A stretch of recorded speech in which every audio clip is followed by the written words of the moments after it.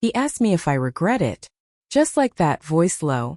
Eyes locked on mine like he already knew the answer but needed to hear me say it out loud. I didn't. But I also couldn't say I didn't. Because the truth wasn't that simple. And it never had been. It's been 3 weeks. 3 weeks since that night pressed itself into my memory like a bruise I keep pressing on. Half hoping it still hurts, half hoping it doesn't. I've replayed it too many times. The music, the quiet hum of wine in my blood. The way his shirt clung to his chest after the rain. The storm outside had passed. The one between us hadn't even started yet. We weren't supposed to be alone. It was supposed to be a group thing.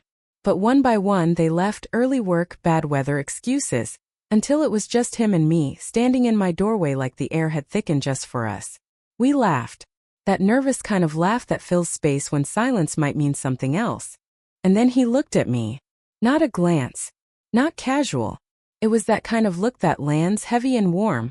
Like someone brushing their hand down your spine without touching you at all. I felt it settle between my ribs, making it hard to breathe, impossible to move. I knew I should have said something. That we should call it a night. That I was engaged. That he was my fiancé's best friend. But I didn't.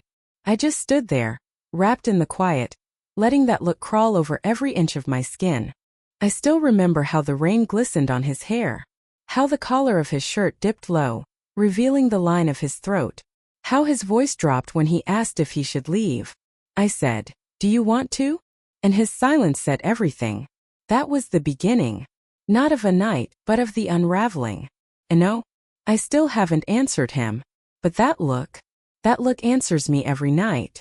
I didn't touch him that night. Not really. But I did something worse. I didn't stop what was happening. We ended up on the couch, side by side. A throw blanket between us like a boundary that meant nothing.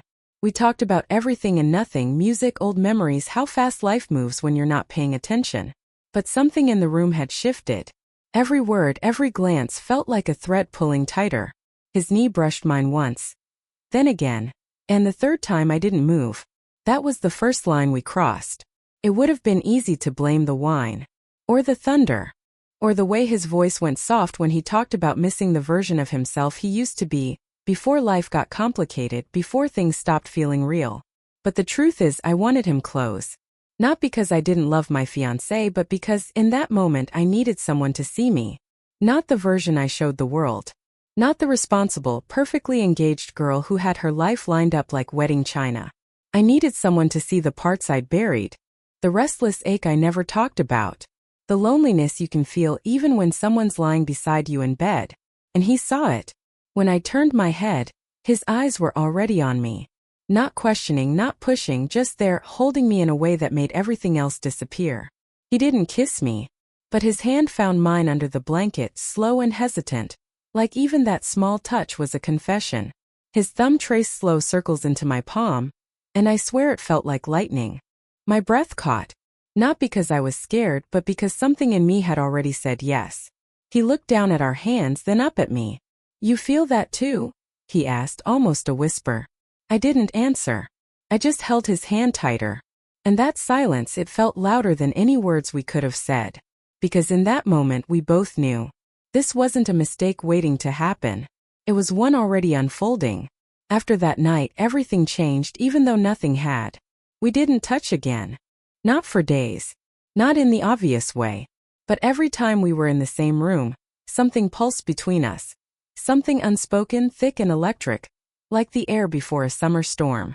He came over once to help my fiancé build a bookshelf.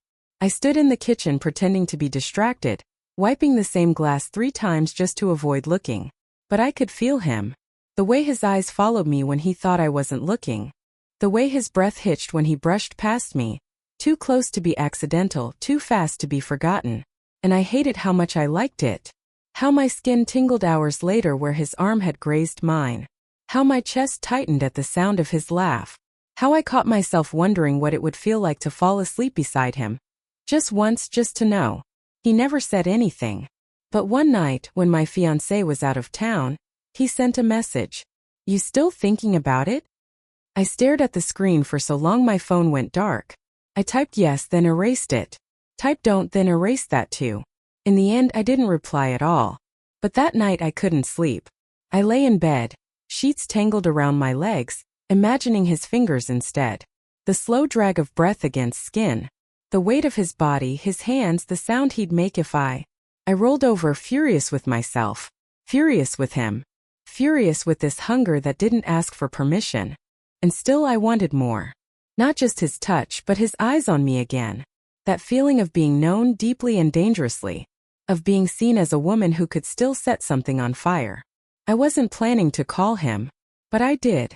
And when he picked up and said my name like it was already a secret, I knew I wasn't calling to talk. I was calling to fall. And God help me, I wanted to. Badly. I told myself I just needed to see him. That if I looked him in the eye, really looked, maybe the spell would break. Maybe I'd remember who I was, what I had, what I stood to lose. But when he opened the door, everything I thought I knew scattered like dust. He looked like he hadn't slept, like he'd been waiting for this moment longer than either of us wanted to admit. And I stood there, coat barely buttoned, rain clinging to my lashes, heartbeat slamming against my ribs like it wanted out. He didn't smile. He didn't move. He just stepped aside to let me in, and the silence between us said more than words ever could. The air was thick, like it had already seen what was coming and decided not to warn us. I walked in slow, afraid that one wrong move would send the whole thing crashing down, or crashing forward. We didn't speak. Not for a long time. He made tea like it was any other night, like we were still pretending. But when he handed me the mug, our fingers touched, and everything inside me unraveled. My hands were shaking. From cold. From nerves. From wanting. And he saw it. His voice was soft, almost broken. Tell me to stop. But I didn't. Because I couldn't. He stepped closer. So close I could feel the warmth of him, the heat rolling off his chest. His hand hovered just above my waist. Not touching, not yet, like he was giving me the chance to walk away. And maybe I should have. But instead I breathed in. And he did too. Like our lungs had forgotten how to work unless they were syncing up. His forehead touched mine first. Then his hand slid around the small of my back. And finally when his lips brushed mine, so softly it felt more like breath than touch. I knew this wasn't something I'd walk away from untouched. His mouth was hesitant, careful, like he wasn't kissing me for himself but to ask if I was still sure. And when I kissed him back, deeper this time, fingers curling into his shirt, I answered him without a single word. This was the moment I should have regretted, but all I felt was relief, and fire, and something close to home, because wanting him didn't feel like falling.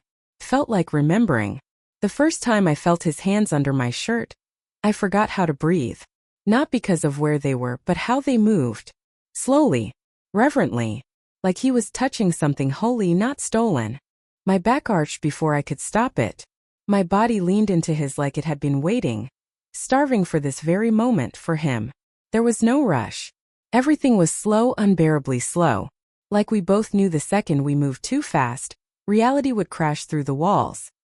His fingers traced the line of my spine, and my skin lit up, one nerve at a time. My breath caught in my throat when he kissed the side of my neck, not hungrily, but like he'd dreamt of doing it and didn't want to wake up too soon. I remember gripping the hem of his shirt, knuckles white, as if tugging it off him would make me feel less naked inside. But nothing could, because this wasn't just physical. This was every whispered almost, every held breath. Every sleepless night spent wondering what it would feel like to finally give in. And now I knew. It felt like heat and gravity, like falling with your eyes open, and not caring where you land. We didn't speak. There were no words big enough to hold what we were doing. Just his mouth on my shoulder, his hands at my waist, my heartbeat thundering between us like it wanted to drown out the guilt. And the way he looked at me, God, the way he looked at me. Like I wasn't a mistake. Like I was a secret the world had kept from him, and he was finally allowed to touch it. I knew what we were doing. I knew the line we'd cross wasn't one we could walk back. But in that moment, with his breath on my skin and my fingers digging into his back like I'd fall apart without something to hold on to, I didn't care. All I knew was I never wanted it to stop. Not yet. I woke up to the sound of rain tapping against the windows again. Same rain. Same room. But nothing felt the same. He was still asleep beside me, chest rising slow and steady, one arm draped across my waist like his body hadn't gotten the memo that this wasn't allowed, that we weren't supposed to fit together this easily. I didn't move. Not because I wanted to stay, but because I didn't know what would happen if I did. His skin was warm against mine, and I could still feel the imprint of his hands, the echo of his breath, like my body hadn't fully let go of the night before. Like it didn't want to. But my heart was louder now, and it was asking questions I wasn't ready to answer. What happens next? What does this make me? Who am I, now that I've tasted something I can't ask for again? He stirred just a little and tightened his arm around me, like he could feel the storm starting to gather inside me. "Don't go," he murmured, barely awake. I wanted to answer. To say I'm not, or I can't, or this was a mistake. Anything that would make the silence stop pressing on my chest like a weight. But all I did was close my eyes. And in that small selfish moment, I let myself believe we were somewhere else. Some alternate universe where this wasn't betrayal. It was love. Where he was mine. Where I wasn't already someone else's. The guilt didn't come all at once. It came later, quiet and cruel. When I stood in the shower, letting water run over my skin like it could rinse away what I'd done. But nothing washed off. Not his voice. Not his touch. Not the way I'd clung to him like he was the only real thing I'd felt in months. He texted me that afternoon. "Are you okay?" And I stared at the screen for what felt like forever. I wanted to say yes. I wanted to say no. Instead I typed, "I don't know what I am right now." And I meant it. I didn't tell anyone. Of course I didn't. But I couldn't stop being it. Couldn't stop carrying it in the way my voice cracked when I said, "I love you," to the wrong man. Couldn't stop flinching when he touched me like nothing had changed, when everything had. My fiancé didn't notice at first. He still kissed my forehead every morning. Still held my hand in the car. Still talked about honeymoon destinations like we were planning a life I hadn't already stepped out of. But I noticed. Every smile felt like a lie. Every future plan like a threat tightening around my ribs. And then there was him. The one I shouldn't have wanted. The one I now couldn't look at without remembering how he whispered my name against my collarbone like a prayer he didn't believe in. We didn't talk much after that. Just a few short texts. The kind that mean everything but say nothing. "You okay? I miss you." We shouldn't have, but I don't regret it. And the worst part? Neither did I. I knew it was wrong. But the wrongness was never louder than the rightness of how it felt. In that moment, in that bed, in that body that hadn't been touched like it mattered in so long. That was the part one couldn't explain. It wasn't about sex. It was about being chosen. Being seen. Being wanted so badly that someone was willing to ruin something for you. And now everything was cracked.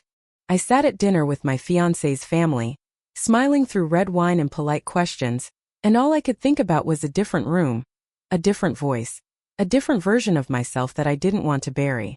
I hadn't talked to him in days. Not because I didn't want to, but because I did. And wanting him again felt like choosing to burn my life to the ground with both hands. But sometimes I'd catch myself touching my own wrist, right where he used to hold it when he kissed me slow, and the ache would come flooding back. Not just guilt, not just shame, but the ache of something unfinished, of something I knew I wasn't done feeling. I saw him again last night. By accident. Or maybe fate playing cruel games again. It was a friend's birthday. Loud bar, too many faces, too much noise. I was halfway through my drink when I felt it, that pull. The heat at the back of my neck. The way time slows down when someone walks in and everything in you turns toward them. He didn't come over. But he didn't look away either. Our eyes met across the room like a question we still hadn't asked. Like a door we both knew was still cracked open. And then he moved. He walked toward me like he had every right to. Like he still remembered the shape of me under his hands, the sound I made when he whispered things I was never meant to hear. "Hey," he said. Like it was simple. I swallowed hard. Hey. He looked tired. And beautiful. And like every secret I still hadn't said out loud. Then he asked me. The same question he'd asked weeks ago, the one I never answered. "Do you regret it?" His voice wasn't accusing. It was quiet. Careful. As if he was afraid the truth might finally break us both. I opened my mouth. Closed it. Because the answer wasn't easy. It was layered with guilt and longing, with everything I'd lost and everything I still wanted. Do I regret it? I regret the timing, the pain it caused, the way I wake up some mornings and don't recognize the person I've become. But him? That night, the way I felt when his hands were on me, when I finally stopped pretending I didn't need more. No, I don't regret it, but I can't forget it either. So I looked him in the eyes and I did what I've done every day since. I said nothing. Just let the silence stretch between us like the answer he already knew. And then I turned away because sometimes walking away is the only way to carry something with you, even if it never really leaves. Some nights I still feel his hands in my dreams, and in the morning I don't always want them to fade.